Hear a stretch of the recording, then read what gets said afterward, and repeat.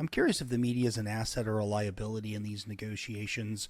Do they ever play a party to it? Do they exacerbate the problem? What's your review on the role that today's kind of 24/7 media plays in these negotiations?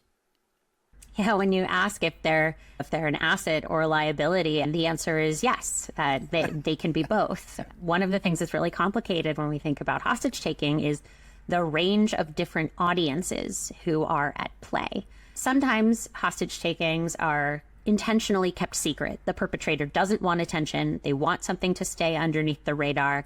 And in that case, the media plays very little role. But other times, the perpetrator wants as much media attention as possible, perhaps because they are using the hostage taking to their own advantage to help spread a message, to send a threat, to signal to their own domestic audience or to a potential international audience of recruits that they want that attention. And in fact, in the 1970s and 1980s, when armed groups were conducting a lot of their hostage takings in the form of hijackings or embassy sieges, they requested media attention almost as their first demand, right? They wanted the media to cover what it was that they were doing. Right now, that's not the case. Hostage takers don't have to request or demand media attention. They can generate it themselves quite easily.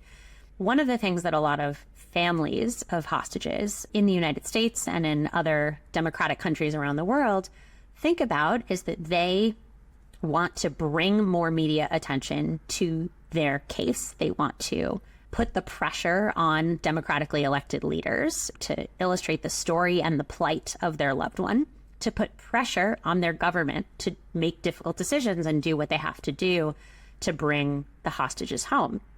At the same time, that media might indeed pressure the government to take action. It might make it costly or impossible for them to ignore the plight of these hostages. But the perpetrator also sees that media coverage, right? And so that is broadcast to multiple audiences. And if the perpetrator sees that a democratically elected leader, like the President of the United States, is facing a lot of public pressure to bring the hostages home, they might raise the price. They might make it more difficult for the democratic government to bring their captives home. They might demand more money. They might demand a larger prisoner swap. And so while it's difficult to know precisely what the cause or the effect might be, right, but we might say that that increased media coverage might make it more likely that a government has to act, but will make it harder for them to succeed in bringing a hostage home.